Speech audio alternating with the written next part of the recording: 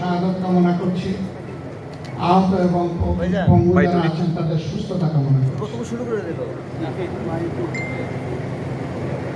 আদর্শ শিক্ষক ফেডারেশন এর মাধ্যমে আল্লাহ তাআলা মানব জাতির জন্য তার প্রয়োজনীয় সমস্ত বিধিবিধান পরিপূর্ণ করে দিয়েছে। সূরা মায়েদার কিছু আয়াতে এই কথাগুলো উল্লেখ আছে, আমরা সবাই জানি।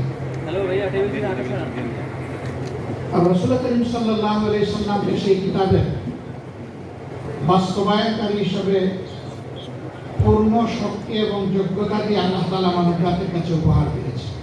আলহামদুলিল্লাহ। ইসলাম হচ্ছে একটি জ্ঞান ভিত্তিক জীবন বিধান।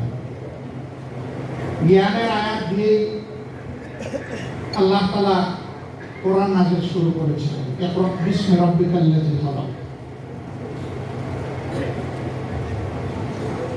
আর রাসূল করিম সাল্লাল্লাহু আলাইহি সাল্লাম নিজের পরিচয় দিয়ে বলছেন এই কথা, বুইস্তু মুআল্লিমা, আমাকে পাঠানো হয়েছে শিক্ষক করে। তিনি মানবতার মহান শিক্ষক ছিলেন, শ্রেষ্ঠতম শিক্ষক ছিলেন। আজকে এই শিক্ষকরা সমবেত হয়েছেন, হচ্ছেন, আন্দোলন করেছেন, করছেন তাদের ছাত্রদের কাছে। ছাত্রদেরকে তারা বলছেন যে আমাদের এই দাবি তোমরা মেনে নাও। এখন যারা রাষ্ট্রের বিভিন্ন পর্যায়ে গুরু দায়িত্ব পালন করছেন তারা কোনো না কোনো সময়ে শিক্ষা প্রতিষ্ঠানে শিক্ষকদের ছাত্র ছিলেন। তাহলে নিজের ছাত্রদেরকে এত কথা বলতে হয় কেন? আমরা শিক্ষকদের মর্যাদা মাঝে মধ্যে একটু ঝলক দেখি।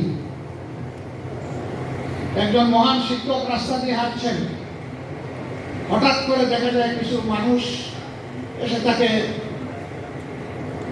ঝাপটে ধরেছে অথবা পায়ে পড়েছে। পায়ে পড়ার বিষয়টা আমি সমর্থন অসমর্থন বলছি, বাস্তবতা বলছি। তার শ্রদ্ধার জায়গা থেকে সে এরকম ঝাপটে ধরে, অনেক সময় শিক্ষক হাঁটছেন, গাড়ি থামিয়ে গাড়ির দরজা খুলে একজন সফেদ জামাওয়ালা ভদ্রলোক এসে শিক্ষককে জড়াই ধরেন, কাঁধের চুমু দেন, দোয়া চান। তার পরিচয় কি? অনেক সময় দেখা যায় তিনি একজন কর্মরত সচিব, তিনি হয়তো একজন সেনাবাহিনীর ঊর্ধ্বতন কর্মকর্তা, পুলিশের একজন ঊর্ধ্বতন কর্মকর্তা, একজন বিশাল ব্যবসায়ী। তিনি যখন তার শিক্ষকের কাছে আসেন তখন খুব ছোট হয়ে যান। তিনি সমাজে যত বড়ই হন না কেন তার শিক্ষকের কাছে তিনি শিশু তুলে। এই শিশুদের কাছে আপনাদের দাবি করতে হয় কেন? এর কারণ হলো যে শিক্ষা দিয়েছেন ওই শিক্ষাটা আসল শিক্ষা ছিল না। এই জন্য সে যে আপনাকে সম্মান করে ওই শিক্ষার কারণে না, সম্মান করে আল্লাহর দেওয়া সহজাত মানবিক প্রবৃত্তির কারণে। মানব প্রবৃত্তির সুপ্তধনকে, গুপ্তধনকে বাইরে নাচ্ছা করে নিয়ে আসার নাম হচ্ছে শিক্ষা। আমরা সেটা পারিনি বলেই আজকে ছাত্রদের দুয়ারে শিক্ষকদেরকে এইভাবে অসহায়ের মতো দাবি পেশ করতে হচ্ছে। ওই শিক্ষাটাই আনতে হবে, যে শিক্ষায় দাবি আদায়ের কোনো প্রয়োজন হবে না, এবং সেই যে শিক্ষা ইনসাফের ভিত্তিতে গোটা সমাজের দিকে সুদৃষ্টি রাখে। শিক্ষায় শিক্ষিতরা এটা মনে করবে না যে আমার মেধা আর আমার বাপের সম্পদ দিয়ে আমি আজকে মানুষ হয়েছি, এই পর্যায়ে এসেছি। বরঞ্চ সে আল্লাহকে ভয় করবে, এই মেধাটা আল্লাহ আমাকে না দিয়ে একজন সাধারণ শ্রমিককে দিতে পারবে, সাধারণ মানুষকে দিতে পারবে। আর আমি শুধু আমার বাপের টাকায় এই লেখাপড়া করেছি। যে কথাটা আমি সব জায়গায় বলি এবং বলতেই থাকবো, এখানে আমাদের সকলের জন্য, আমার জন্য এটা প্রযোজ্য। ইবতেদায়ী অথবা প্রাইমারি স্কুল থেকে শুরু করে বিশ্ববিদ্যালয় পর্যন্ত যতটুকু লেখাপড়া আমরা করেছি, সেই শিক্ষা প্রতিষ্ঠানগুলোতে যতগুলো ইট, বালু, পাথর, সিমেন্ট, নুড়ি, রড লেগে আছে, মিস্ত্রির হাত লেগে আছে, ওই সব জায়গায় আপামর জনগণের আর্থিক অংশগ্রহণ আছে। একজন একজন ভিক্ষুকেরও আছে। ভিক্ষুক কোন পণ্য কিনতে গেলে তাকেও ভ্যাট দিতে হবে। রাষ্ট্রের এখন রেভিনিউ সবচেয়ে বড় সোর্স হচ্ছে ভ্যাট। আবার সেই ভ্যাট এইটা ভিক্ষুকের, এইটা শ্রমিকের, এইটা কর্মচারী, এইটা কর্মকর্তা, এইটা ব্যবসায়ী, এইটা ডাক্তার সাহেবের, এইটা উকিল সাহেবের, এইভাবে আলাদা করে রাখা হয়। রেজাল্টে সমস্ত সম্পদে থাকা। কাজেই ওই সমস্ত স্থাপনা যেগুলাতে বসে আমরা এই শিক্ষা নিয়েছি, উপকরণ যেগুলো আমরা কাজে লাগিয়েছি শিক্ষা নিতে গিয়ে, যে রাস্তা দিয়ে চলাফেরা করি, যে দেশে বসবাস করি, সেই দেশের করতে করতে ওই মানুষগুলার ট্যাক্স জড়িয়ে আছে। তার সাথে আরেকটা জিনিস উন্নয়নের জন্য লাগে, সেটা আমাদের মতো তৃতীয় বিশ্বের দেশগুলা বৈদেশিক ঋণ নিয়ে থাকে।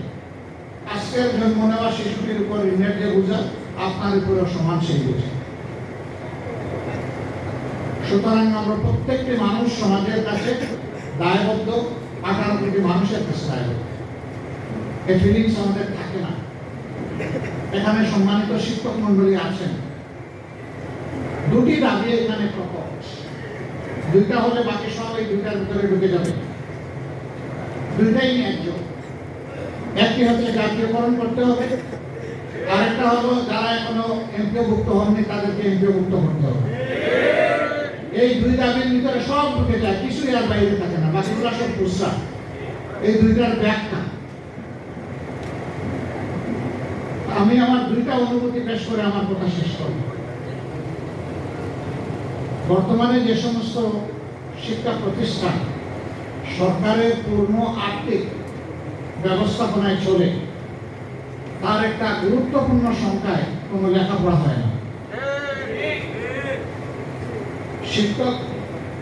শিক্ষা প্রতিষ্ঠানের কর্মঘণ্টার সময় বাসায় বসে শিক্ষকতা করে, বিকল্প কলেজ অথবা স্কুল গড়ে তোলেন। তাহলে আপনি ওখানে বেতন নিচ্ছেন কেন? আপনি ওখানে যদি বেতন নেন, শিক্ষা আপনাকে ওখানে দিতে হবে। আর যদি আপনি এখানেই পড়াতে চান, তাহলে বেতনটা আপনি নেবেন না, এটা আপনার জন্য সঙ্গত নয়। আপনি একজন মহান শিক্ষক, আপনি তো জাতিকে বিবেক জাগিয়ে তুলবেন। সুতরাং বিবেকের জায়গায় আপনাকেও সচেতন হতে হবে। যারা এখন এমপিওভুক্ত আছেন কিন্তু জাতীয়করণ না হওয়ার কারণে বৈষম্যের শিকার, আমরা আবার ভয় করব না তো যে আপনারাও সরকারি হয়ে গেলে এমনটা হয়ে যাবে? ভালো করে বুঝে শুনে জবাব দিবেন। কিন্তু সমাজের চাকা সৎ পথে চলছে না, সমাজের চাকা সত্য থেকে বিচ্যুত হয়ে চলছে। আমি আপনাদের মাধ্যমে অনুরোধ জানাতে চাই মহান শিক্ষক বৃন্দকে, আসল শিক্ষার এই মহান পেশাটাকে নেশা হিসাবে আপনি কবুল করুন। এটি আপনার জীবনের মিশন হোক যে আপনি মানুষ গড়ার কারিগর, আপনি মানুষ গড়ে দেবেন। বলবেন যে পেটে ক্ষুধা রেখে কিভাবে মানুষ গড়ব, এই দায়িত্ব সমাজের, এই দায়িত্ব রাষ্ট্রের। এই জন্যই আপনাদের সরকারিকরণের দাবি আমরা সমর্থন করি। এটি হওয়া উচিত। শিক্ষা মানুষের যদি মৌলিক অধিকার হয়ে থাকে, তাহলে সেই শিক্ষা প্রত্যেকটি মানব সন্তানকে তার অধিকার তার হাতে তুলে দেওয়ার দায়িত্ব হচ্ছে সরকারের। কেউ যদি প্রচলিত শিক্ষার বাইরে গিয়ে নিজের সন্তানকে আরো বাড়তি কোনো শিক্ষা দিতে চায়, আমাদের কোনো আপত্তি নাই, কিন্তু মৌলিক শিক্ষাটা পাওয়ার অধিকার সকলের রয়েছে। এটা ইবতেদায়ী এবং প্রাইমারি থেকে শুরু করে বিশ্ববিদ্যালয় পর্যন্ত যার মেধা যতটুকু পর্যন্ত পৌঁছবে তাকে ততটুকু শিক্ষার পরিবেশ দিতে হবে। আজকে একটি লজ্জার বিষয় জাতির জন্য।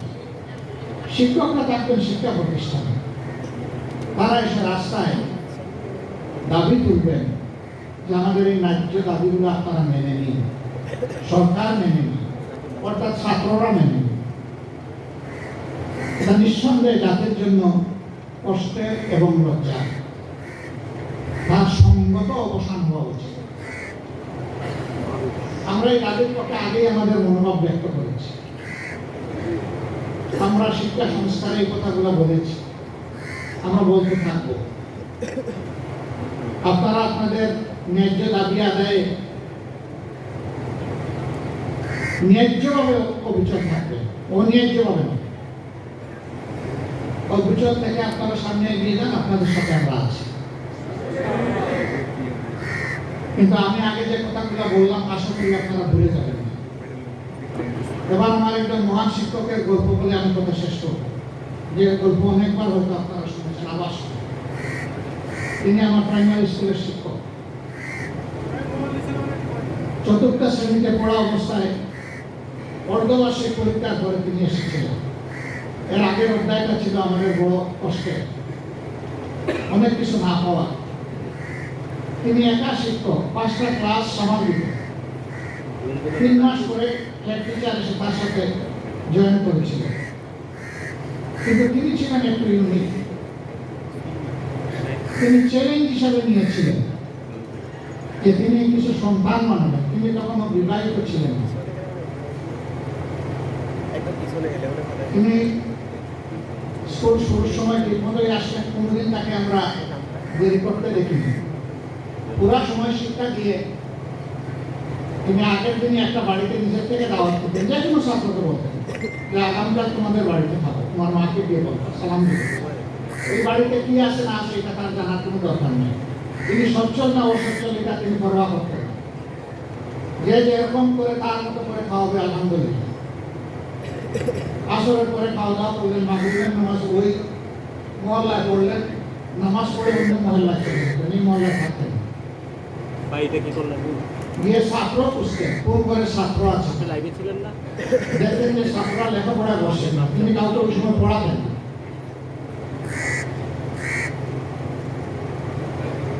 দেখে দেখে তিনি এসব নামাজ পড়ে তারপরে তার বাড়ি এখান থেকে 3 মাইল দূরে বাইসাইকেল চালিয়ে কাঁচা রাস্তা দিয়ে তিনি চলে যান। এটা ছিল তার সপ্তাহে 6 দিনের রুটিন। আমরা যখন ক্লাস 5-এ উঠলাম তখন আরেকটা চ্যালেঞ্জ মিলে যে আমার স্কুলে বৃত্তি আনতে হবে, আমার স্কলারশিপের জন্য তিনি কোচিং শুরু করলেন। আমরা একটা সময় টাকা দিতে চাইলাম, তিনি বললেন টাকার জন্য আমি কোচিং করবো না, তাহলে কালকে থেকে আমার আর কোচিং নেই।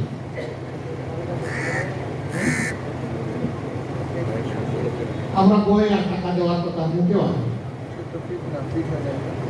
সব শেষ করে আলহামদুলিল্লাহ ফলাফলও তিনি হাতে এনেছিলেন। আমার হাই স্কুলটা তার গ্রামের কাছে, যাওয়ার সময় স্যারের সাথে দেখা হতো, দোয়া নিতাম, সালাম বিনিময় করতাম, কুশল নিতাম। শুধু আমাকে না, তার সব ছাত্রদের। কিন্তু বাকিদের কথা আমি বলতে পারবো না। আমি যখন ইন্টারমিডিয়েটে ভর্তি হয়েছি তখন থেকে MBBS শেষ করা পর্যন্ত প্রতি মাসে আমি স্যারের হাতের লেখা একটা চিঠি পেতাম। একজন পিতা হিসাবে তার সন্তানকে যে সমস্ত পরামর্শ উপদেশ দেওয়ার কথা চিঠিতে সেগুলো থাকতো, দোয়া থাকতো। আমার যখন MBBS গ্রাজুয়েশনটা হয়ে গেল তখন আমি স্যারকে প্রথমে চিঠি লিখে জানালাম, তারপরে আমার পিতাকে লিখলাম। স্যার এই চিঠির জবাবে একটা চিঠি লিখলেন যে বাবা, এখন থেকে আমার নিয়মিত চিঠি লেখা শেষ, আর মাসে মাসে তোমার কাছে আমার চিঠি যাবে না।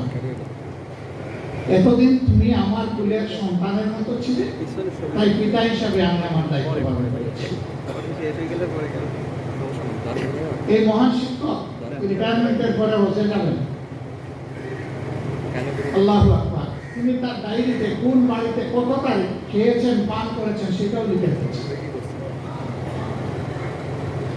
বসে যাওয়ার আগে 7টা গ্রামে ঢুকে ওই বাড়িগুলোর প্রত্যেকটা ঘরে গিয়েছে, সবাইকে বলেছেন আপনাদের নুন নিমক আমি খেয়েছি, হক আদায় করতে পারেনি, আমাকে ক্ষমা করে দেবেন।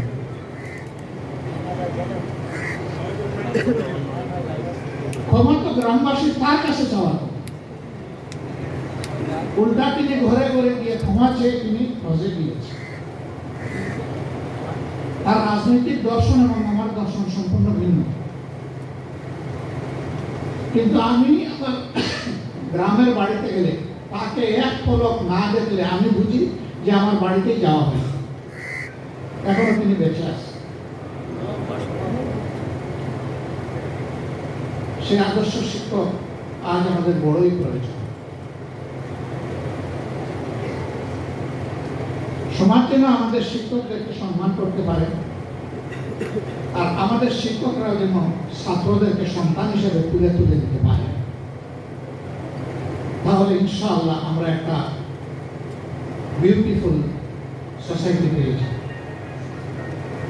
এবং অবশ্যই শিক্ষা হতে হবে কোরআনের সেই আয়াতের আলোকে, তাকওয়া বিস্মি রাব্বিকাল্লাযী খালাক। পড়ো তোমার সেই রবের নামে যিনি তোমাকে পয়দা করেছেন। অর্থাৎ রবের দেওয়া শিক্ষাকে বুকে ধারণ করে বাকি সমস্ত শিক্ষার বিকাশ করা। এই জন্য আমরা যেখানে যাই বলি যে আল্লাহ যদি কোনোদিন এই দেশ পরিচালনার দায়িত্ব আমাদেরকে দেন, কবুল করেন, এটা আল্লাহর ইচ্ছা। জনগণের ভালোবাসা সিক্ত হয়ে যদি আমরা যাই, তাহলে আমাদের প্রথম দায়িত্ব হবে শিক্ষার সংস্কার সাধন। শিক্ষককে শিক্ষকের মর্যাদার আসনে বসানো, আর ছাত্রদেরকে দেশ গড়ার কারিগর হিসেবে তৈরি করা, যাতে একজন ছাত্রের হাতে তার শিক্ষার পর চুকানোর পরে যেভাবে সার্টিফিকেট আসবে, কাগজের সার্টিফিকেট, ঠিক তেমনি ভাবে তার কাছে আসবে কাজের অফার লেটার। এই দুইটা একসাথে তার হাতে পৌঁছবে। এমনকি তার গ্রাজুয়েশন অথবা পোস্ট গ্রাজুয়েশনের সেই সার্টিফিকেট আসার আগে দুনিয়ার বহু জায়গায় ছাত্রদের কাছে কাজের অফার লেটার চলে আসে। আমরা নৈতিক শিক্ষাকে বিকশিত করে ওই শিক্ষাই আমরা এই দেশে প্রতিষ্ঠিত করবো ইনশাআল্লাহ। তাইলে মানুষগুলো আর পশু হবে না। এই সমাজে অনেক পাশবিক, হৃদয় বিদারক অনেক দৃশ্য দেখতে হয়, শুনতে হয়। হৃদয় ভেঙে টুকরা টুকরা হয়ে যায়। মাগুরায় 8 বছরের একটা শিশু তার আপনজনেরা যে আচরণ করেছে, বিশ্বাসের ছুরিকাঘাত করে, এটা গোটা মানবতার প্রতি তারা ছুরিকাঘাত করেছে। এটি হচ্ছে পশুত্বের শিক্ষা। এই শিক্ষা থেকে বের করে এনে আমাদের দেশে আমরা দিতে চাই আল্লাহর দেওয়া মানবিক শিক্ষা। এখানে আমাদের কোনো সংকীর্ণতা নেই। এই ব্যাপারে আমরা ভেরি রেসপেক্ট। 91 ভাগ মুসলমানের দেশে অবশ্যই শিক্ষা হতে হবে ধর্মের ভিত্তিকে এবং চেতনাকে ধারণ করে। এর বাইরে কোনো শিক্ষা মানুষকে মানুষ বানাতে পারবে না, দেশপ্রেমিক দায়িত্বশীল নাগরিক হিসাবে তৈরি করতে পারবে না, যা এখন প্রমাণিত সত্য। সম্মানিত ভাইয়েরা, পরিশেষে বলবো যে আসলে এই পবিত্র রমাদানে আমরা কোরআনকে অন্তরে ধারণ করি। মহাসাগর কোরআনের ভিতরে এই সকল ছোট ছোট সাগর ঢুকে আছে। এটি হচ্ছে জ্ঞানের মহাসাগর। আমরা নিজেরা, আমাদের সহকর্মীবৃন্দকে, পরিবারের সদস্যদেরকে এবং আমাদের বিলাভ স্টুডেন্টস যারা আছে তাদের আমরা সবাইকে কোরআনের শিক্ষার দিকে রাখি। এবং আপনার কোনো ছাত্র যদি মুসলিম নাও হয়ে থাকে, আমাদের সাথে বাংলাদেশে অবস্থানরত অনেক বিদেশি মিশনের ইন্টারাকশন হয়। তারা কোরআনের বিভিন্ন বিষয় নিয়ে আমাদের সাথে জানতে চান। আমরা মাঝে মাঝে তাদেরকে অত্যন্ত ভদ্র এবং বিনয়ের সাথে জিজ্ঞেস করি, আপনি কি কোরআন পড়েছেন? পড়ার সুযোগ হয়েছে? বলেন না। আমি বলি যে ঠিক আছে, আমি একটা আপনারই ভাষায় ট্রান্সলেটেড কোরআন আপনার কাছে পাঠিয়ে দেব, আপনি পড়েন। আমি যে জবাব দিতে পারবো ওই কোরআন তার চিন্তে চমৎকার জবাব আপনাকে দেবে আপনার প্রত্যেক প্রশ্ন। এ পর্যন্ত অনেকে চেয়ে নিয়েছে, এ পর্যন্ত অনেকে পাঠিয়ে দেওয়া হয়েছে। এই কোরআন মনে রাখবেন শুধু মুসলমানদের প্রপার্টি না, এই কোরআন হচ্ছে বিশ্ব মানবতার প্রপার্টি। যে আয়াত দিয়ে কোরআন নাজিলের সুসংবাদ পাঠানো হয়েছে সেই আয়াতেই কথাটা বলা হয়েছে, শাহরুর রমাদানাল্লাযী উনজিলা ফীহিল কুরআন হুদাল লিন-নাস, সমস্ত মানব জাতির পথপ্রদর্শক। বলা হয়নি হুদাল লিল মুমিনিন। এই বেসিক আয়াতটি হচ্ছে হুদাল লিন-নাস। অতএব এই কোরআনের উপর সকলের হক আছে। এটা যেন আমরা বেড়া দিয়ে আটকে না রাখি, এটাকে উন্মুক্ত করে দিতে হবে। এখান থেকে মণিমুক্তা যারা লাভ করতে চায় তারা করবে। ওয়েস্টে আজকে যারা ইসলামকে গ্রহণ করছে, আপনার আমার মুখের কথা শুনে নয়, তারা কোরআনের কথা শুনে, কোরআনের সাথে বন্ধুত্ব সৃষ্টি করে তারা সেটা করছে। এমনকি অনেক গবেষক কোরআনের কোথায় কোথায় ভুল আছে এইটা ধরতে গিয়ে নিজেই কাবু হয়ে গেছে। ভুল তিনি কোথাও বুঝে পাননি, পাবেন না। আল্লাহ তাআলা ওয়ারেন্টি দিয়েছেন, জালিকাল কিতাবুল লা রাইবা ফীহ, এই কিতাবে কোনো ঘাটতি নাই, ভুল নাই, ত্রুটি বিচ্যুতি নাই। আপনি পাবেন কিভাবে? আপনি পাবেন না। এটি আল্লাহর কিতাব এবং অবিকল, অপরিবর্তিত। কিয়ামত পর্যন্ত আল্লাহ তাআলা এইভাবেই কোরআনকে হেফাজত করবেন ইনশাআল্লাহ। আসুন একটা ইনসাফ ভিত্তিক দেশ গঠনের মাধ্যমে আমরা একটা সুন্দর শিক্ষা ব্যবস্থা গড়ার জন্য এগিয়ে যাই এবং মহান শিক্ষকদের এই দুর্দশাই জাতিকে আর যাতে দেখতে না হয় যে তারা মজলুম হয়ে দাঁড়ে দাঁড়ে ঘুরছেন, এটার অবসান হোক আন্তরিকভাবে কামনা করি। এবং আপনাদের দাবির পক্ষে আমাদের অবস্থান সুস্পষ্ট, আমরা আছি, ইনশাআল্লাহ আমরা থাকবো। আল্লাহ হাফিজ। বাংলাদেশ জিন্দাবাদ। আসসালামু আলাইকুম ওয়া রাহমাতুল্লাহ।